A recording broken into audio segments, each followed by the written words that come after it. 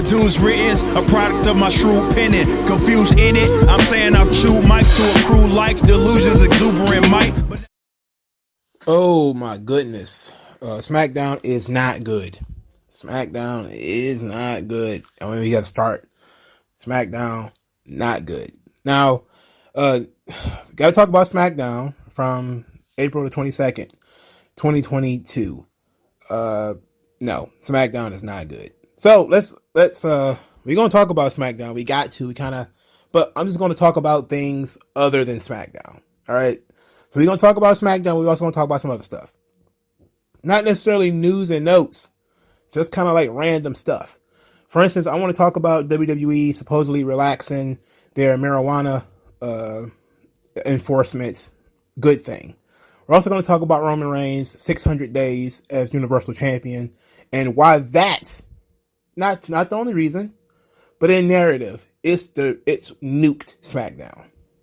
It's absolutely nuked SmackDown. This show is not good because it has no main point. There's no main purpose to the show anymore. Now, we got to go through the show, of course. But let's first talk about WWE putting out the RK Bro 420 shirt. A lot of people thought that WWE was still finding guys for marijuana. Apparently, they haven't been doing that for a long time. In fact, I don't know when the last time I even heard guys were getting hit with marijuana fines. But it's a good thing. As far as them embracing it and putting it on a t-shirt, I think that's all Nick Khan. Nick Khan has definitely pushed WWE into more, let's say, murkier waters when it comes to some of the merchandising. Like, I think he was probably behind the Vince McMahon asshole shirt. I think he's probably behind that. It just feels like something that Vince wouldn't have done on his own. Like, I don't think Vince would have. He probably would have put the devil horns on himself and everything, but I don't think he would have gone to the whole, well, congratulations, pal, you're an asshole, or something like that. Like, I don't know if he would have gone that far and put it on a t-shirt. I'm not so sure Vince would have gone as far as to put RK Bro 420 on a t-shirt. I'm not so sure he would have gone that far. But in any event, the 420 thing has been very long overdue. I saw one tweet that says that while it's good that guys are no longer being suspended or fined for marijuana, testing positive for marijuana, it's still kind of bittersweet because of what happened to Rob Van Dam. He got busted with weed with Sabu back in 2006, and it should have been legal then. And yes, we could do that. We can go back and say, oh, woe is Rob. But it wasn't just Rob. Rob also got arrested. It wasn't just like he got drug tested and tested positive for weed and that was it. He got arrested, him and Sabu. And I think they had pills too. I think Sabu had pills, I think. But it wasn't just him. At WrestleMania 29, if I remember correctly, Jack Swagger, he was supposed to win the World Heavyweight title at that WrestleMania, but he had gotten busted for weed between Elimination Chamber and WrestleMania that year. He had gotten arrested for weed. And he ended up wrestling the match, but he ended up losing. And then they get belt to Ziggler, I think the next night. At least that's how I remember it. It could be wrong. Could have the details wrong. But so guys have been screwed over for weed before. It's not that big of a deal. I don't think WWE personally, I don't think Vince personally cares. I don't think he cares that much about anything in terms of what guys want to put in their own bodies. But when you look at it from the perspective of, corporate shenanigans, you can't have guys walking around popping needles, smoking joints all the time, and you got to pretend like you're doing something. So, and plus, if something happened to a guy or a guy screws up, you want to be able to say that you were looking out for the other talent. Guys, fuck around all the time about the drinking, but you can't be stumbling backstage. You know what I'm saying? You have a guy power driver and you've been drinking, you screwing that up. But that's neither here nor there. 420 is a good thing. MVP's rap song, though, not so sure about that. All right, so let's talk about this show. Charlotte and Ronda Rousey start the show with the contract signing. It was real bad. Drew Gulak is now Adam Pearce's assistant. He brought the contract to the ring, and he has a PowerPoint presentation analyzing the rules of an I Quit match, in which Charlotte told him to shut up. Gulak can be fun. I'm not gonna lie. She then ran down Ronda Rousey, said all the ways that she could beat Ronda Rousey, and then she's gonna make Ronda Rousey quit. Ronda said she's gonna humiliate Charlotte. Then they fought. Of course, they fight. Ronda ended up beating Charlotte with a kendo stick, to which Drew Gulak decided to stop this and grab her by the kendo stick. He snatched the kendo stick away from her, got judo tossed, and put in an armbar. While Gulak was in the armbar, they signed a contract to make the match official. Nothing is bothering me more than all these fake ass Drew Gulak fans. I'm just so sick of this shit. Like all these, I can't believe I went into the Jim Cornette comment section and everybody's like, "Oh, I love Drew Gulak. He wrestled Bryan Danielson for 20 minutes on a pay-per-view 2 years ago. He has such potential." You shut your ass up. I doubt anybody with the last name Gulak gives a fuck about Drew Gulak. So I definitely don't believe you actually care about Drew Gulak. Oh, you Googled him and you know about Catch Point. I don't give a shit. It's not relevant anymore. Look, Drew Gulak, to me, he's funny. He does have a personality in terms of being a guy that if they gave him the microphone, they gave him the opportunity, I think he can be entertaining.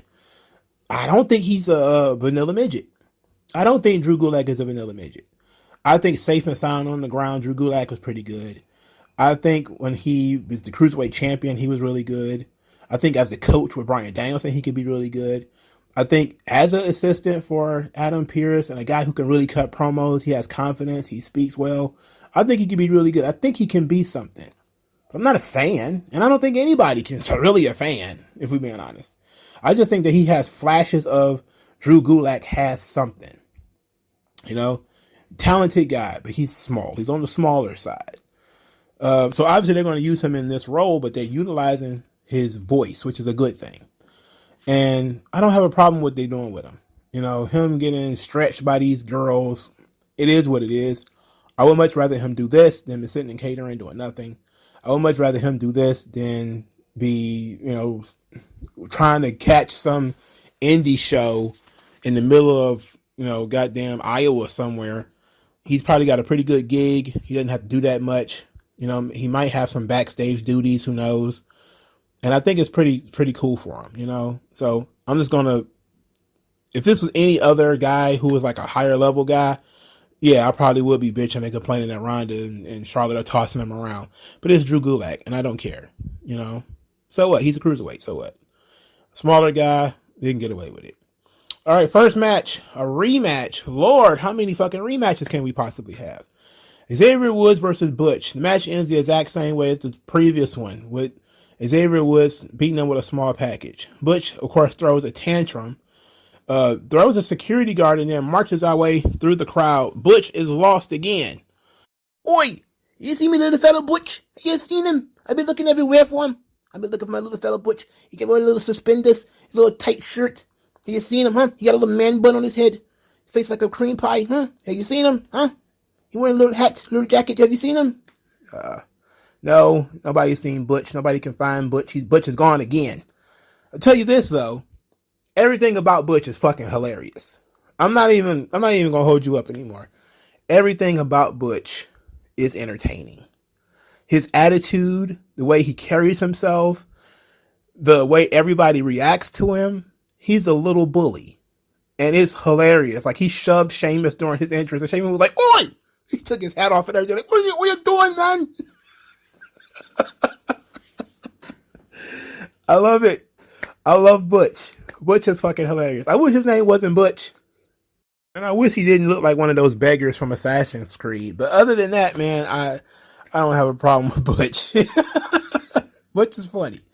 He's hilarious. And he's got a temper on him, What is this guy called him? Scrappy Doo? That's a good comparison. One of the IWC actually did pretty good one on that one. Whoever called him Scrappy Doo, that's a +1 for in their category. That was pretty smart. All right, so Ricochet is hanging out with Aaliyah. Okay. What is Aaliyah doing here? So Aaliyah is very proud of Ricochet for winning matches. Okay, good. At least he's doing that. Ricochet claims that some of the best have been Intercontinental Champion, which is true, and he wants to be one of the best as well. Okay, he's got a long way to go. Then he is accosted by Jinder Mahal once again. Last week was a fluke. I should be Intercontinental Champion. And then Ricochet says, okay, well, whatever. You know, anytime, any place. And then Shanky says that he wanted a match next. And Ricochet looked him up and down. And everybody was kind of like, oh, this is a problem. Yeah, it would be if Shanky wasn't a job guy. But he's a giant jobber. So it ought to be interesting. It ought to really help Ricochet get over. But these are shit-ass opponents. I can tell you that much. At least he's winning. I'm not going to shit on it too much. At least he's winning. But we're just needing the dough of Ricochet. You know, I don't think this is even about Ricochet. I think him just holding the Intercontinental title is all about the next guy we're going to be talking about, which is Gunther. So we get our Ludwig Kaiser introduction about Gunther being the athlete who will do anything to uphold the integrity of this great sport. And then he's wrestling a guy by the name of Teddy Goods. Teddy Goods. He had a great beard, that Teddy Goods. But his outfit choices, like he showed up in this multicolored vomit gear that he was wearing. And I say, like, imagine being Teddy Goods. You get the phone call, you're gonna be a job guy for WWE. You're like, hell yeah. You go and look at all the trunk shit you could possibly wear. And you decide, the multicolored vomit tights. I think I'll go with those. And you put those on, and you go out there and embarrass your family by getting chopped and beat on by Gunther. Gunther rules. I mean, he just does. But that Teddy Goods, I wish you had. Oh boy, why did he dress that way? Anyway, Gunther, I think, is going to just kill Ricochet, and I think that's what we're building up to. I think they're foreboding that he's going to beat Shanky, of course. Will it be Gunther next? Because they're not giving Ricochet any solid opponents. He's going to beat the both members of the Viking Raiders next. You know, he's going to beat Los Lotharios. Yay, that's two guys. He beat them. Okay. He's going to beat Mahal and Shanky. Okay, I guess. And then what? He's going to beat the Viking Raiders next. Then what? Italia and Shayna Baszler. Come on. So he may wrestle Ludwig Kaiser or something like that and beat him. And then he's going to wrestle Gunther and get choked out and powerbombed, and that's going to be it. Then the Intercontinental title will be back where it needs to be. And then until they decide, fuck Gunther, he's going to do jobs for no reason. But, I'm just putting it out there, but I hope that don't happen. But speaking of, let's talk about Riddle and Randy Orton. Riddle and Randy Orton, they're present on SmackDown again. They're excited to hang out with Drew McIntyre for reasons unknown. Riddle wants to be lumberjacks for this match with him and Sami Zayn. So McIntyre and Orton, they ain't forgot 2020, and they stare at each other. They're not excited to see one another, but Orton wants to squash it, says that they're good. And McIntyre was like, okay, well, that's all I needed to hear. Sure, you knocked me off of a Hell in a Cell and took my title from me. And you did all kind of crazy stuff. You said all kind of mean shit to me. But we're good now. It was 2 years ago. I mean, you can't hold on to old shit. You got to grow up. So Riddle and Jey Uso had a banger of a match. Probably my favorite match of the entire evening. It was a good ending, too. You know, the knees up on the Uso splash leading to a roll-up win. Very good match. Riddle kicks ass. Jey Uso is very good. He's better than Jimmy, that's for sure. He's very good. Jey is a top-level singles guy. You know, this was a battle of who can do Randy Orton's moves better than Randy Orton. Or as better than the other. Because Uso stole Orton's powerbomb on the suplex on the announce table, while Riddle did his knees. He also tried to do the pop-up RKO again and got countered into a net breaker, which I thought was pretty fucking cool. So this match was really good. You know, Roman was kind of pissed off about this match because Jey lost and he's embarrassing the family. This brings us back to Sami Zayn. Sami Zayn, who had been overhearing, eavesdropping on the Randy Orton, Riddle, and Drew McIntyre conversation. It struck him like a bolt of lightning, the genius of his next plan. And he goes and he knocks on Roman Reigns' door, the real forbidden door. As we're about to have Sami Zayn and Roman Reigns in a segment again for the first time in what? It's been several weeks, right? Since they had those quote unquote matches against each other. So Roman is in there lecturing Jey Uso when he gets the word that Sami Zayn wants to talk to him. And Sami Zayn comes in there and goes full bullshit artist. I mean, it was absolutely great. He says that he acknowledges Roman, which is great, and says that he considers himself to be a locker room leader, but Roman has his own locker room. And because he has his own locker room, he hasn't been overhearing all the stuff that people have been saying about his family, especially Drew McIntyre. Drew McIntyre has been running his lips about Roman's family. And he says that I could use a little bit of help getting my respect back from Drew McIntyre, so I would appreciate it if you would. You know, and he was being really smarmy. It was so good.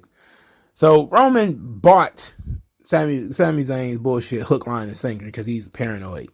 Why wouldn't he? So Sami Zayn slides out as swiftly as he slid in, and Roman says, "People talking about me on my show. Take my name off their mouths." Lumberjack match. The match was supposed to be to keep people out. That didn't work.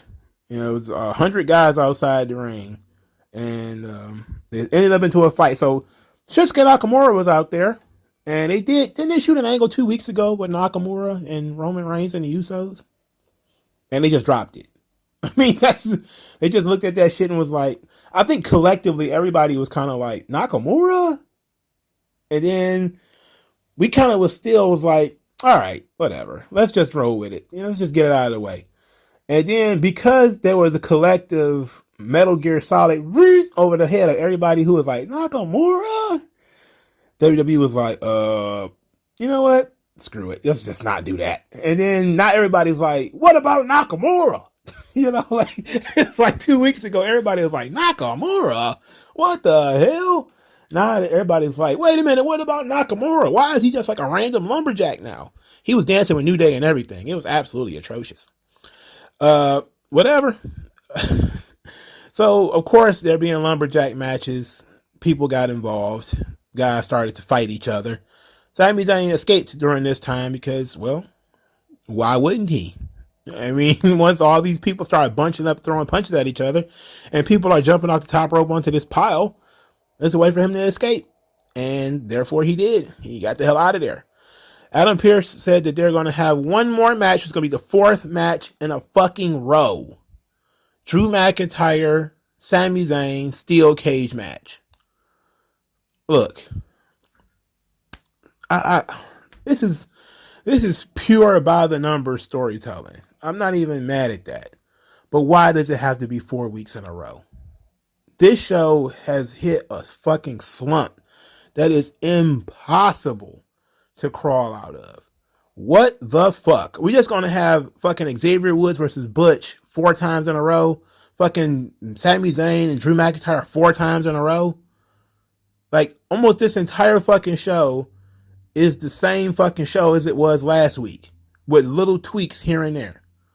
Riddle versus an Uso, literally last week. Madcap Moss versus somebody from Los Lotharios, literally last week. What the fuck? Literally, what the fuck? This is dumb shit, man.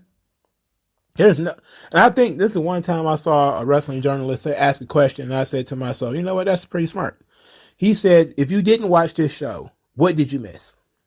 And I looked at the show. And when he asked the question, though, the show wasn't over. So I was kind of like, all right, let's be honest. You know, if you skipped this SmackDown, all right, thus far you haven't missed anything. But the main event hadn't occurred yet. And after the show, I re-evaluated that statement and said, there's nothing on this show that you absolutely need to see. There's nothing on this show you need to see. Because it's all going to be made for clips. Well, there might have been one thing you needed to see. And that is apparently Xia Li is a heel again. After not being on TV for like 4 months. She's back and she's a heel now. Saying that she was the protector. But now she sees no one worthy of her protection. So she's going to protect herself.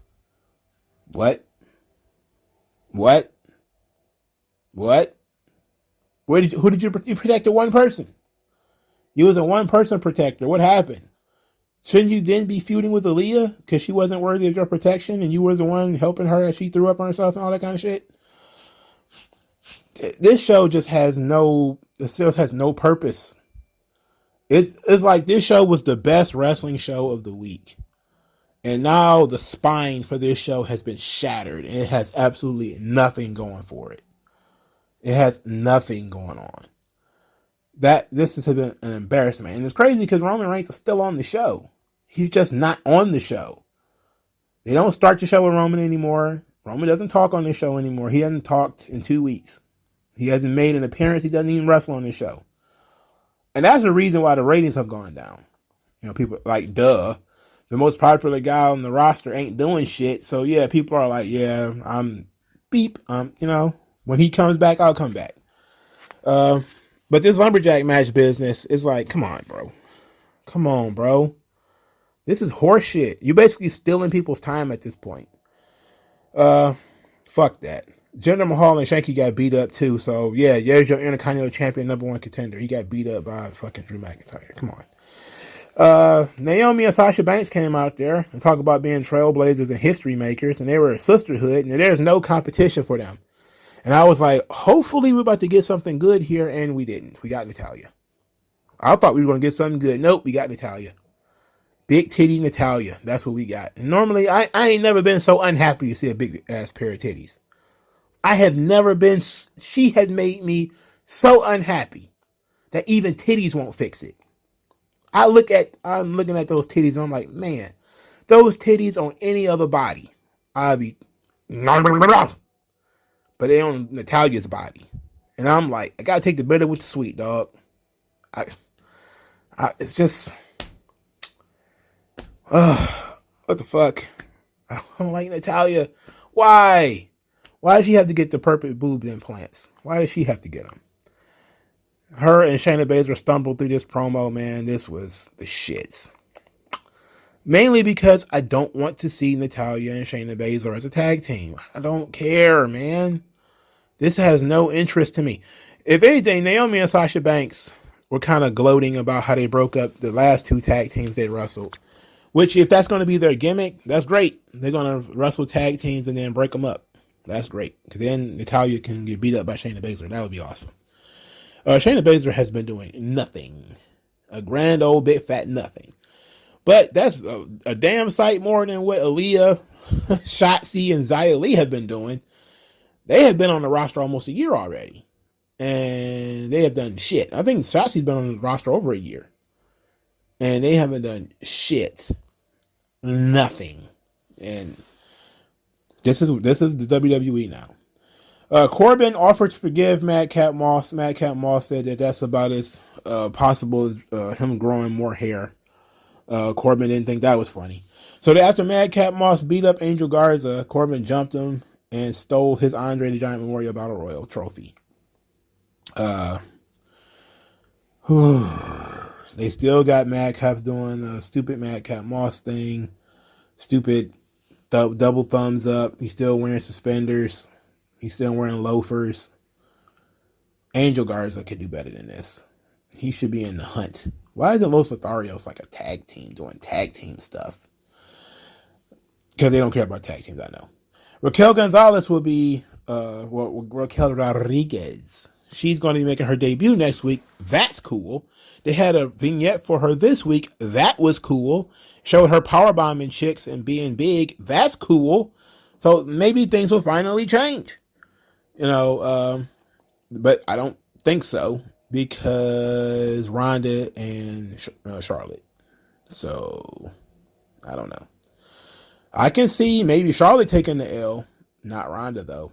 So when you bring in somebody like Raquel Gonzalez, you have to think about it, who she's going to beat for the belt, because she's got to become the champion, right? She's got to be.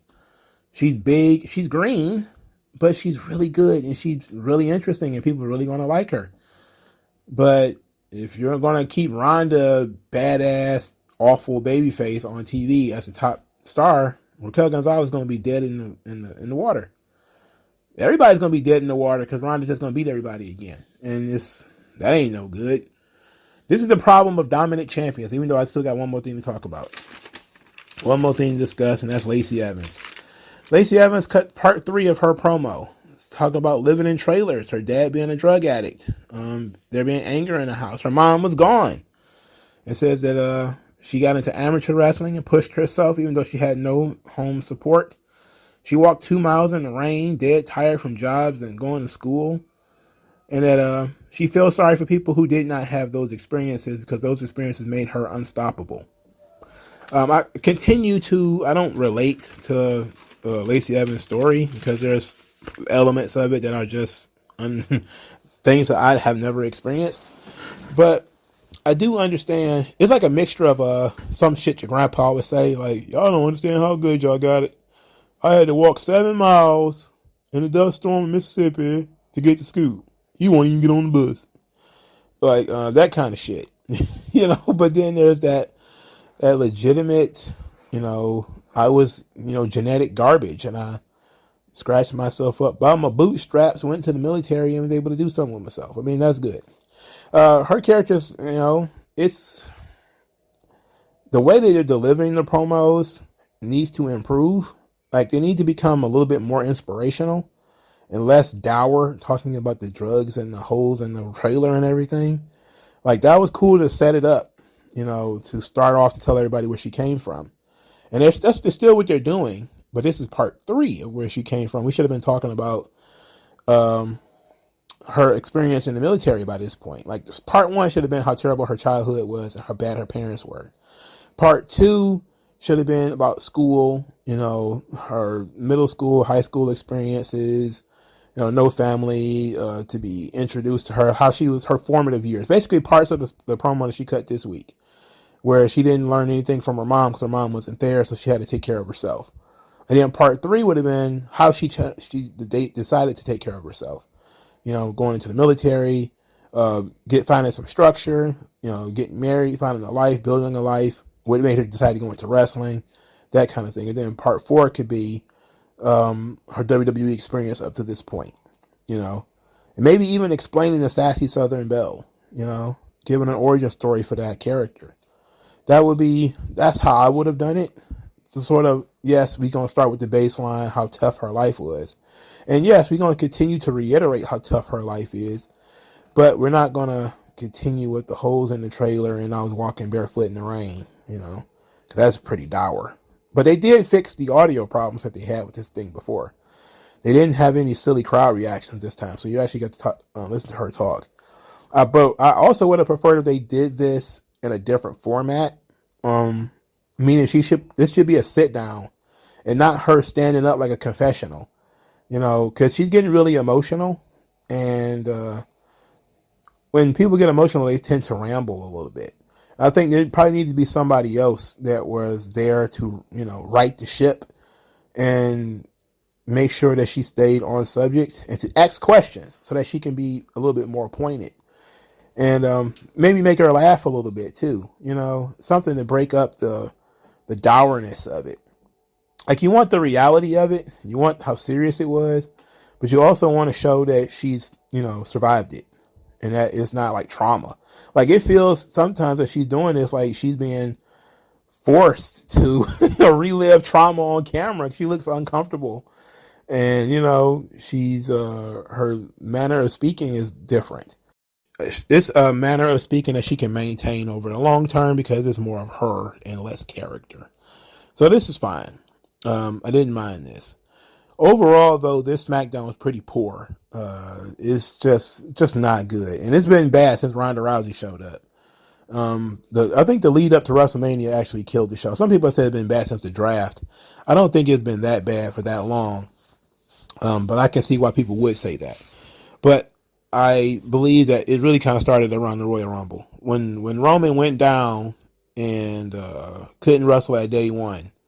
SmackDown literally went off the rails.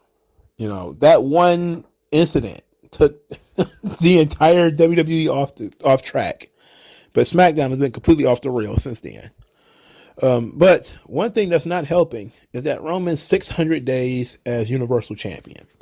Because nobody believes in any of the opponents, and this is partly WWE's fault, there really is no reason to watch the show and get excited. Like, there has to be somebody there that can, energize the crowd and believe that he can beat this guy. They're not even introducing Drew McIntyre, who apparently is going to be the next opponent. So I know all that stuff I was saying before about, hey, they haven't had him and Drew in a segment yet. They seem to be going with Drew now. But they're not even doing it in a way that makes Drew look strong, as if Drew is beating everybody and him standing there saying, there's only one person left. I'm back where I started. I beat Brock Lesnar, you beat Brock Lesnar. Let's go get it. Me, you, whatever title you want to put on the line or put on the unified belt, do whatever you want and make Drew McIntyre come in strong. They're having Drew McIntyre coming in not weak because he's not losing, but he's coming in at a low point because he can't seem to beat fucking Sami Zayn, who keep running away. Like fucking Johnny Knoxville beat Sami Zayn. And we got Drew McIntyre chasing this motherfucker for a month. Looks like a fucking goof. He couldn't beat him up in the parking lot or something like that.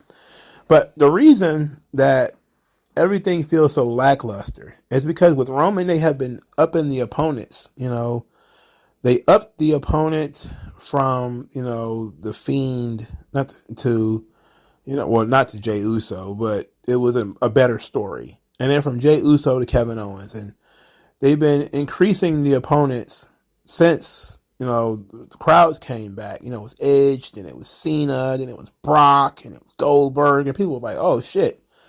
And each one is a bigger name, more important to the company than what Roman was doing, than the other guys on the roster. And if he didn't lose the belt to Cena, he didn't lose the belt to Brock, he didn't lose the belt to Goldberg, why would you believe he's going to lose it to check notes Shinsuke Nakamura? Nobody believes that shit. So it's hard to get people to buy it. It's going to be hard to get people to buy Drew McIntyre as an opponent when you don't book Drew McIntyre to be strong. He took him forever to beat fucking Baron Corbin, and now it's taking him forever to beat fucking Sami Zayn. And he doesn't have any momentum because he doesn't look cool. He hasn't been treated as if he was cool. And it's been real tough. And it's been really hurting the rest of the roster that Roman isn't competitive with them. But, that's not his fault. That's the fault of the booking. And, SmackDown sucks, man. Like, share, and subscribe, and I'll talk to you guys later, man. Peace. SmackDown sucks. Old non-aggression. Once that lesson sets in, you'll see a session. But you got an affection for no progression, regression.